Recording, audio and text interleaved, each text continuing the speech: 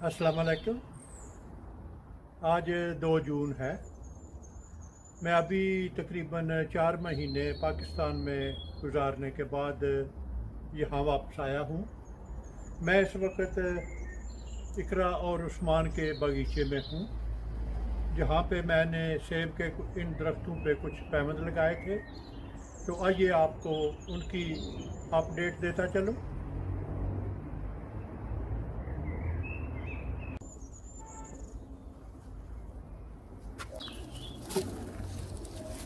सेब की इस शाख पे मैंने रोजेट वैरायटी का पैबंद लगाया था और यहाँ पे क्लेफ्ट ग्राफ्ट का तरीका इस्तेमाल किया गया था। पट्टी अभी अभी मैंने काटी है और ये पैबंद बहुत अच्छी तरह इसकी नशो नुमा हो रही है। सारी शाखें बहुत तंदुरुस्त और तवाना हैं और इसका पैबंद का जोड़ वो भी सही तरीके से भर चुका है, तो इसलिए मैंने इसकी पट्टी काट दी है। इस शाख पे मैंने क्लेफ्ट ग्राफ्ट का तरीका इस्तेमाल करते हुए 2 पैबंद लगाए थे। एक बेकर्स डिलीशियस, जो कि अभी तक तो नहीं उगा, लेकिन काटने से ये शाख अभी तक सब्ज़ है, तो मैं इसे पट्टी को रहने दूंगा और इसे दोबारा सील कर दूंगा। लेकिन दूसरा पैबंद ये स्पार्टन वैरायटी का है और ये इसकी ग्रोथ बहुत अच्छी है। इसके अलावा ये साथ वाली शाख, इस पे वो खाला के घर से लाई गई वैरायटी के 2 पैबंद लगाए थे। एक ये है जो कि कामयाब है, दूसरे की ये जो सील है ये काफ़ी हद तक ख़राब हो चुकी है, लेकिन काटने से पैबंद अभी तक ये सब्ज़ नज़र आ रहा है। इसके बाद ये साइड पे उगने वाली इस शाख पे 2 पैबंद लगाए गए थे। यहाँ चिप बडिंग का तरीका इस्तेमाल किया गया था। ये भी गाला वैरायटी है और शाख के ऊपरी हिस्से पे ये साइड ग्राफ्ट का तरीका इस्तेमाल किया गया था, जो कि ये पैबंद भी ठीक ग्रो हो रहा है।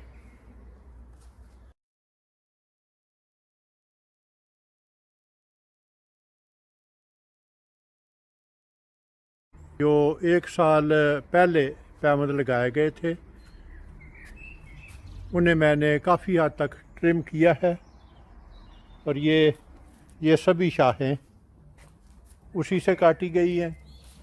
जड़ें ज़्यादा फैली हुई हूँ तो उस सूरत में पैबंद को बहुत ज़्यादा खुराक मिलती है और वो तेज़ी से बढ़ते हैं, और अगर उनकी ग्रोथ को कंट्रोल ना किया जाए, ग्रोथ ज़्यादा होने की वजह से वो शाख अपना वज़न भी नहीं संभाल सकती और टूट जाती है।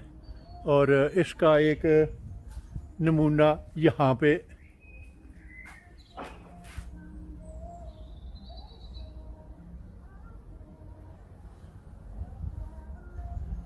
ये है, तो इसलिए मैंने इन्हें काफ़ी हद तक ट्रिम कर दिया है। और दूसरा इसका ये फ़ायदा होगा कि दूसरे जो पैबंद जिनकी ग्रोथ ज़रा कम है उन्हें भी कुछ मौका मिलेगा उनके बराबर ग्रो होने का। तो ये तो था सबसे बड़ा दरख्त जिस पे अभी तो तकरीबन 1.5 दर्जन इस पे पैबंद लग चुके हैं। इसके साथ ये दूसरा दरख्त है, इसे भी काफ़ी हद तक ट्रिम कर दिया गया है और इसके पैबंद भी सभी कामयाब हैं। अच्छी तरीके से उनकी नशो नुमा हो रही है, बल्कि उन पे तो कुछ शाहों पे तो फल भी नज़र आ रहा है।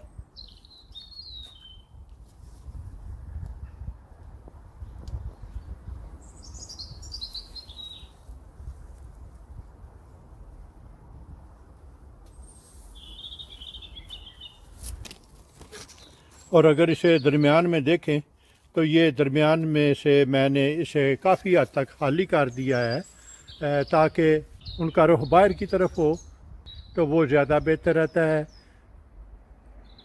سبھی شاخوں کو ہوا اور روشنی ملتی رہتی ہے، اس کی نشو و نما بھی بہتر ہوتی ہے اور اس پہ پھل کے بھی بہتر امکانات ہوتے ہیں. اس کے بعد یہ ہے سب سے چھوٹا سیب کا ایک پودا جس پہ میں نے کچھ پیوند لگائے تھے یہاں پہ. ان میں سے یہ 2 تو گر چکے ہیں، لیکن یہ تیسرا پیوند جو ہے یہ کامیابی سے ہو چکا ہے. میرا خیال یہ تھا کہ میں اس یہاں پہ کٹ لگا کے تو اس کو اوپری حصہ کاٹ دوں اور یہاں پہ پیوند لگاؤں، لیکن میں پاکستان میں ہی بہت سا وقت لگ گیا اور ابھی یہاں پہ واپس آیا ہوں تو میرے خیال میں ابھی یہ بہتر موسم نہیں ہے کہ میں پیوند لگاؤں. تو میں کچھ عرصہ انتظار کر لوں گا اور میں شاید بعد میں اس پہ مزید پیوند لگاؤں گا. پلم کے اس درخت کو بھی میں نے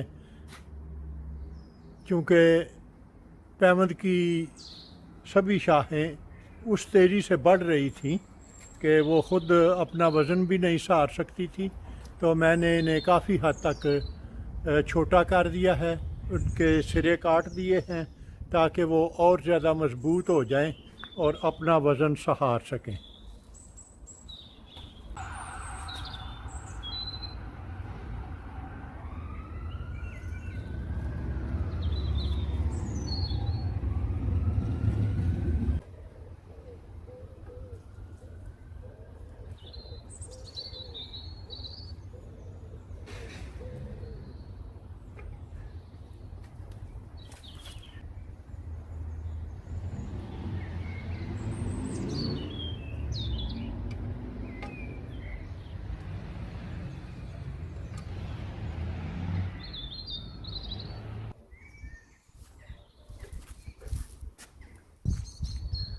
تو ابھی انہیں میں نے سیل کر دیا ہے اور میرا خیال ہے کہ یہ جو 2 پیوند ابھی تک نہیں اگے لیکن وہ سبز ہیں، سیل کرنے سے ان کی گروتھ شروع ہو جائے گی.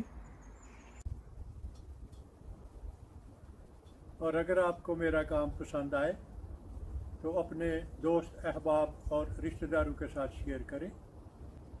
میرا وجود اس وسیع دنیا میں ایک چھوٹے سے چھوٹے نقطے سے بھی کئی ملین چھوٹا ہے. اگر آپ ایک دفعہ مجھے گم کر دیں تو پھر شاید آپ کے لیے مجھے ڈھونڈ نکالنا مشکل ہو. تو کیوں نہ اس سے بچنے کے لیے آپ میرے چینل کو سبسکرائب کریں تو آپ کے لیے مجھ تک رسائی آسان ہوگی. شکریہ.